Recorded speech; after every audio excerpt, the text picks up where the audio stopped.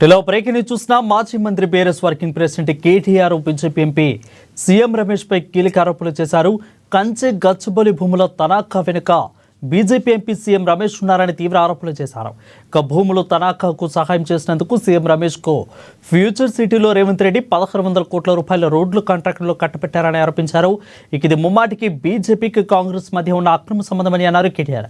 కేంద్ర సాధికారత కమిటీ రిపోర్టుపై చెప్పేటి వరకు కూడా బీజేపీ ఎందుకు చర్యలు తీసుకోలేదని, అయితే ఎందుకు మౌనంగా ఉందో తెలపాలని కేటీఆర్ డిమాండ్ చేశారు. ఇదే విషయంపై ఎంపీ సీఎం రమేష్ తీవ్ర స్థాయిలో మండిపడ్డారు. కేటీఆర్ ఒళ్ళు దగ్గర పెట్టుకుని మాట్లాడాలని వారించారు. కంచె గచ్చిబౌలిలో పలు కంపెనీలు టెండర్లు వేశాయి, అందులో తనకు ఎటువంటి టెండర్లు రాలేదని అన్నారు. ఫ్యూచర్ సిటీలో వేసిన టెండర్లకు అన్ని నిబంధనల ప్రకారం రుత్విక్ కంపెనీకి టెండర్లు వచ్చిందని క్లారిటీ ఇచ్చారు. టెండర్ల విషయంలో వాస్తవాలు తెలియకుండా కేటీఆర్ మాట్లాడుతున్నారని, ఎవరితోనైనా దోస్తానా చేస్తే టెండర్లు ఇస్తారని ఎంపీ సీఎం రమేష్ కేటీఆర్ను ప్రశ్నించారు.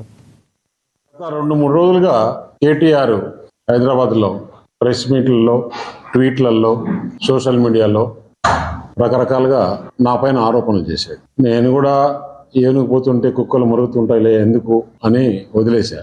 కాకపోతే ఎక్కువ అయిపోయింది. అతను అన్నాడు 2 ఆరోపణలు. ఒకటి, తెలంగాణకి ఏదో లోన్ ఇప్పిస్తే దానికి నెక్సెస్గా నాకు వర్క్ ఇచ్చారు.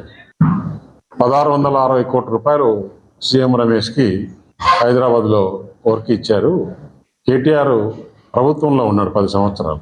1660 కోట్ల రూపాయలు నామినేషన్లో వర్క్ ఇస్తారా ఇవ్వరా అనే నామ్స్ కూడా తెలియని అజ్ఞానే.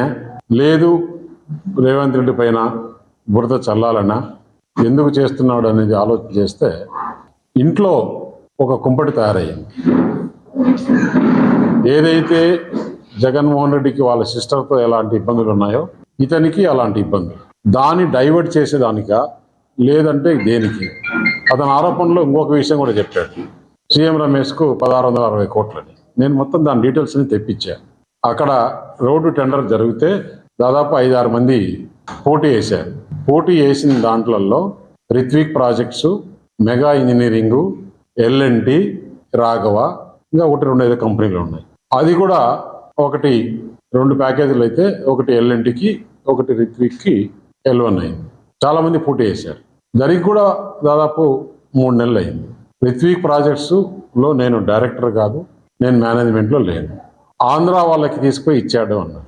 ఆంధ్ర బీజేపీ ఎంపీకి ఇచ్చాడు, ఆంధ్ర వాళ్ళకి ఇచ్చాడు. తెలంగాణ మనం కష్టపడి తెచ్చుకునింది ఇందుకేనా తెలంగాణ అని కూడా మాట్లాడాడు. 10 సంవత్సరాలు ప్రభుత్వంలో ఉన్నారు. 10 సంవత్సరాల ప్రభుత్వంలో మీరు దాదాపు 6-7 లక్షల రూపాయలు అన్ని డిపార్ట్మెంట్స్ కలిసి వర్కులు జరిగాయి. అంటే ఒక కాళేశ్వరమే 1,00,000 కోట్లు.